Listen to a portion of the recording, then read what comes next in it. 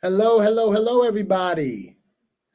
For those of you who don't know who I am, whenever you're watching this video, my name is Steven Padernacht. I am the son of Howie and Pam Padernacht. So, depending on what side of the family tree you are on, I may be a cousin, I may be uncle, I don't know. But my name is Steven. I am 42 years old, born in 1981. And this is the second episode of Tales. Today, I have a special guest, and I'm going to bring him on right about now. Hi, Hey, JR. how's it going? Everything is good, man. How are you? Doing good. So, why don't you go ahead and just introduce yourself? And, I don't know, who's watching this or when they're going to watch it, but just kind of introduce yourself, what side of the family tree you're on. Okay, I'm JR Barto. I am the son of Ron Barto and Phyllis Lee Barto. And my mom came from the McConnell side, which would be Pat and Pam, Andy, Huey. Pam married Howie, who they had Steven, and that's kind of where we connect. Yeah, so we're first cousins, right? I joke with you that you are the oldest cousin in the world. That's right.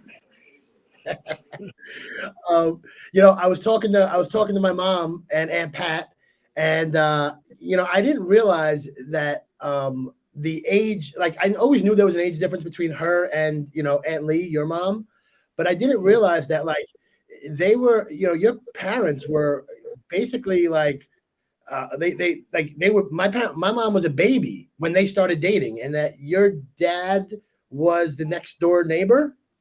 Yep. Yep.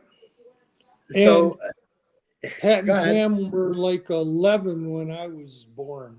So I became their play toy. I always Yeah. was. I was their play toy. And this was in Oklahoma, right? This would have been in Michigan, Detroit.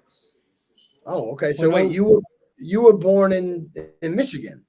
yep, lived there till I was 12. I always get those timelines mixed up with my mom, right? Like I know that mom was born in Pittsburgh, Yep. moved to Michigan, and Yep. then moved to Oklahoma. From Yep. Oklahoma, she went to college in Tampa, met my dad, and moved to the Bronx. But I always get kind of blurry on what ages all these things happened. Right. Right. So So to so they were in Michigan, and you were in Michigan until you were 12. So when they moved to Oklahoma, you stayed in Michigan, or did you leave Michigan first? we actually moved to Ohio. So we were in Cincinnati. Okay, this I didn't know. All right. So yeah, we went from Detroit to Cincinnati, and I want to say I was 13 through almost 18 in Cincinnati, and I would visit Oklahoma, stay for a couple of weeks and go back home. But I did that over 13 to almost 18. And prior to that was, 0 to 12 was around the twins. So they took me to all the shows. They did some crazy things. There's stories of me putting a car in neutral and one of the twins is trying to hold it in the driveway from rolling backwards. There's it's all kinds of fun stories. They did live next to each other and the driveways were right next to each other. So, Dad used to say my mom would ding up my grandpa's car. They just pull it out of his driveway, pull it up into my dad's. He would fix it. They would pull it back out and pull it back into his driveway before he knew it. So, they did crazy things back then. They talked about jacking the front ends of the cars up and putting different things in the exhaust pipes to blow flames using their windshield wiper pump. Yeah, Really? they did some different things. In my age, who grew up, we jacked up the back end, right? And then about midway through, they were jacking up the front and the back. It's cars are kind of a timeline. Yeah. So, but yeah, then I left. I left Cincinnati and moved to Oklahoma City, um, and was there till I was about 27, 28. Met my wife Janet there when I was 24, and she had two kids, Alfred and Christina. Chris was like 6, Al was like 4.5, and then we added Brad like really almost immediately, and then Sean right after. So by the time we were 28, we had 4 kids. That And couldn't have been that couldn't have been easy. 4 kids at 28 years old. no, we'd go grocery shopping, and we back then you didn't have like a Walmart that took everybody's coupons, so we'd have 4 or 5 stores mapped out, and who had the best price on the hamburger, who had the best price on the noodles.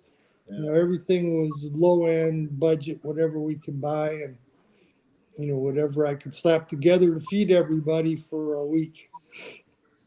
And pay was a lot different then too. We were pretty poor. You know, um, it took What us you a few what you do years. for work? What'd you guys do for Uh, work? so we met in a restaurant. I was cooking and bartending, managing a kitchen. She was waiting tables, and we just became friends. And I won't go into how I met her, but Yeah. we met and hooked up. Everything went great, and off we went. God Fell in bless. love. And what year, so if you were 24, what year would that be? I want to say I was around 83. 83. So I was 2 years old. I was about 2 years old. Right. 1983. Jeez Louise. All Yeah, right. So time yeah, flies, buddy. you were in Oklahoma at this time. So how did you end up in like in the Seattle area? When did you end up there? And how did you end up So there? we took a vacation, um, and it was a 3 week vacation. I want to say 3,500 mile trip. We rented a station wagon. Did you ever see like Christmas Vacation, Yeah. where they Okay. that big station wagon with the thing on top? Uh-huh. That's Yep. Yep. Yep. exactly what we had. It was I just remember. like that. I do remember those station wagons for sure. Had the wood paneling on the side, and we drove Uh-huh. it all the way. We drove through New Mexico and Arizona and Nevada, all the way up till we got to Washington. Stayed there a week, and then drove back over 90 down through Utah, Colorado, back down into Oklahoma. Okay. And I think I was driving about 350 miles a night. So I would drive all night long, and the kids and Janet would stay up and play wherever we went all day long. And then I'd drive all night long. And so we did that. There was one point where Janet was driving, so I was tired. So I hopped in the back of the station wagon, and it got real bumpy. So I woke up, looked at out in front, and it was two little Jeep tracks. Looked out the back, and there was two little Jeep tracks, and we were in brush as tall as the car. And I asked where we were going, and she goes, "Oh, there's a waterfall up here." So she just So, decided to off road. well, yeah, we got there. It took about 15-20 minutes till we got there, and we got there, and we had to jam the doors open to get out of the car to be able to, because of the bush, to Uh, get to go look at this river where it went whoosh, and that was it. That was it. There was, so it's kind of like, I looked at her, shook my head, said, "Well, we came, we saw, let's go." got back in the car. I had to run over the bush, backing it and forward, till I got it turned around. Yeah, Drove yeah. 2 hours back out this little trail, got on the highway, and we've gone like 5 miles down the road since I laid in the back. And this is prior to like GPS, right? Like you Yes. guys are looking at a map, right? Yes, we have an atlas. And Yeah. so, needless to say, nobody drove the rest of the trip but me.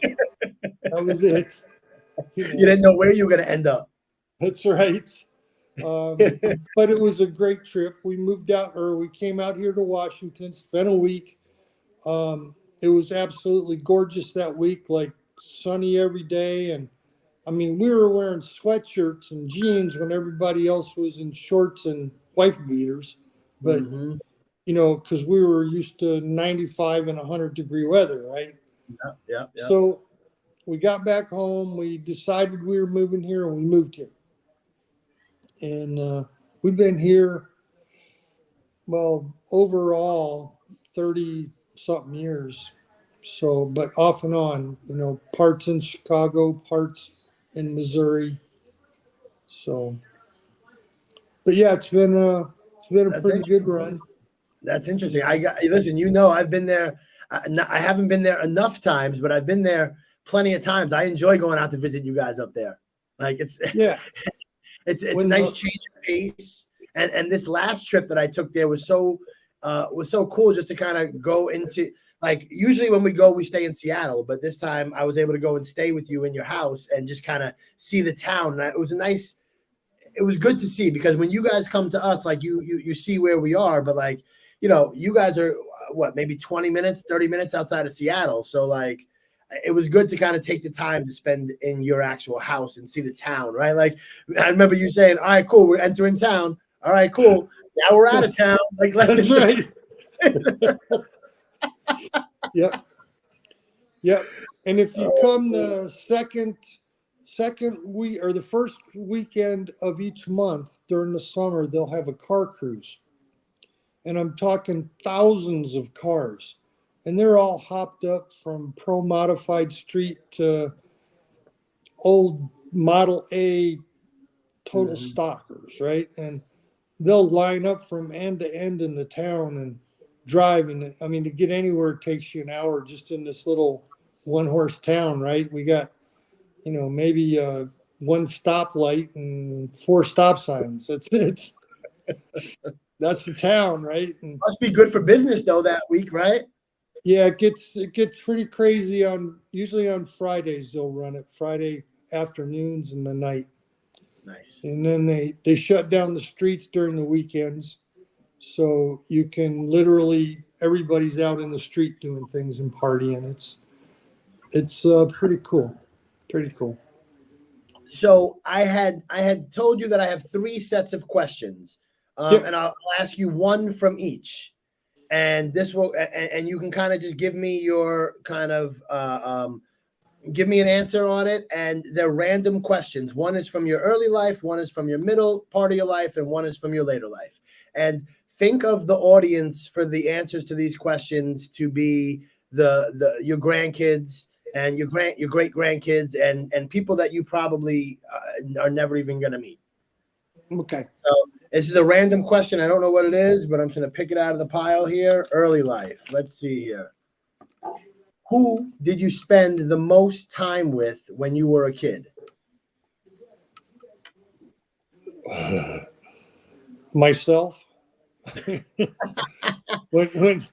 when we grew up as a kid, and again, it's, I go back to, I don't know the ages, 8 to 12. I'd get up in the morning and get on my bike and leave, and we'd play baseball. I mean, if there was one kid, we'd meet at the elementary, and we had a strikeout box on the wall. One Yep. would pitch, one would bat. All of a sudden more kids would show up. Then we'd have a first baseman, and we'd all rotate, and then we'd have a second. We'd do that till we got enough to field a team, and then we'd go play lob pitch and play baseball.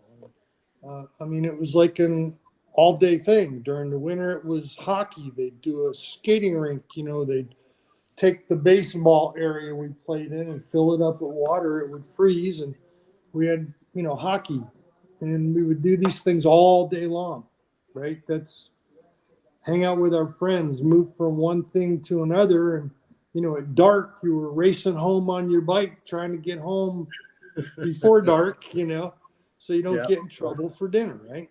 yeah, And that's yeah. kind of so, when you ask that question, that would be me.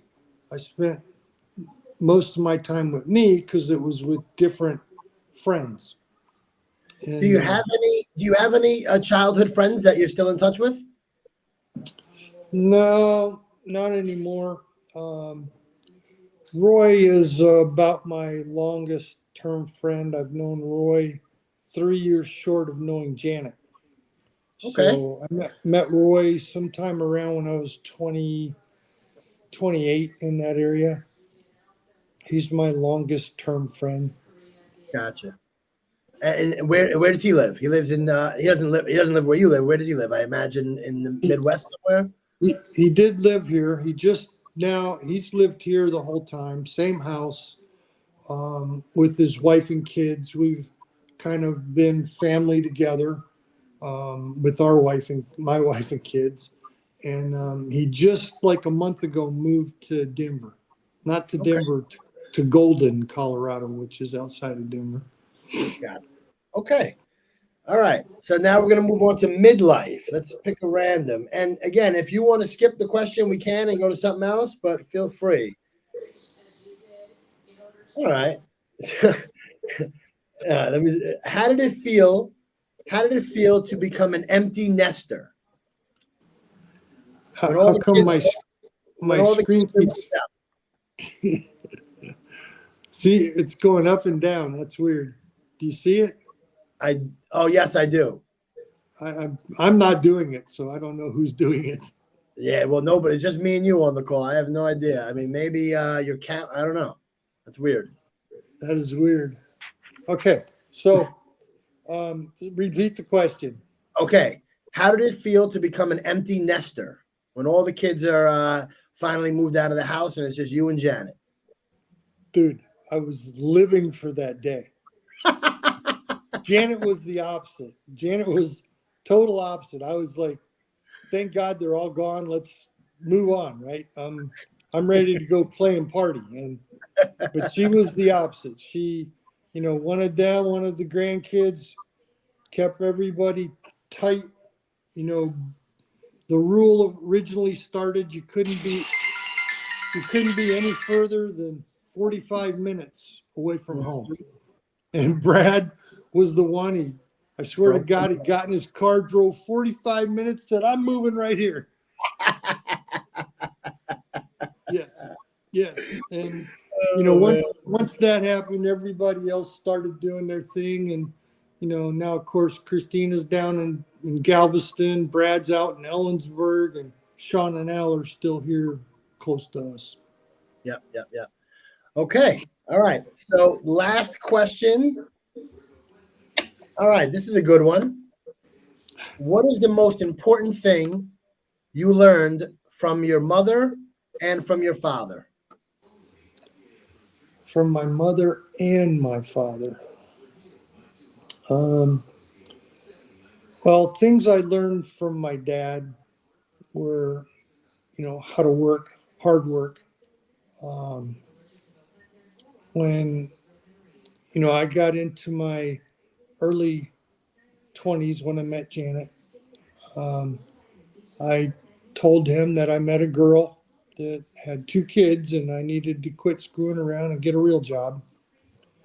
So he offered for me to go into him and he would teach me sales, but to understand that I would be ridden harder than anybody else. Mm-hmm. And I was ridden harder than anybody else. And it it made me sharp. It made me good. It taught me things. And he was always there as the calm, controlled voice that taught me things. It's It's a voice I miss, Yeah, yeah. you know. But So that, I know that but feeling. that's what he was. It was calm, and you know, throughout my whole life, you know, didn't matter if I was in trouble, not in trouble. Didn't matter if we were all fighting or arguing. His his voice was always the calm voice that you knew would teach you something. Hmm. And I mom think is I think maybe that's why him and my dad got along pretty well, because my dad was very similar. yeah, the girls in the family, the McConnells were a little more high strung and wired out there. You know, my mom spent most of her time reading books, right? And I don't know what kind they were. They could have been romance books, who knows, you know. But she did a lot of reading. And then when she finally did get into doing work, she put a lot of effort in her work. She worked hard, and she paved the way as a woman. She did extraordinary well for the time. Good. And that made her a little more sterner, a little more straighter than she was when she was younger, and more, how do you put it, a forceful, polished, you know, which was good. That, I mean, she took that work ethic that way, and So she you was always more. I don't know how to put it. I don't know. I don't know how to put it. She was always there. She was always there. Yeah. Well, so you got the hard work ethic from both of them. Yes. That's it. That's important, right? Because you look at, I mean, like, just look at society today, right? You see everybody out here with their hands out, right? Like asking for something. And it's because because they come from a household where their parents aren't working hard. That's right. And, like my mom, I mean, I remember my mom after I was old enough.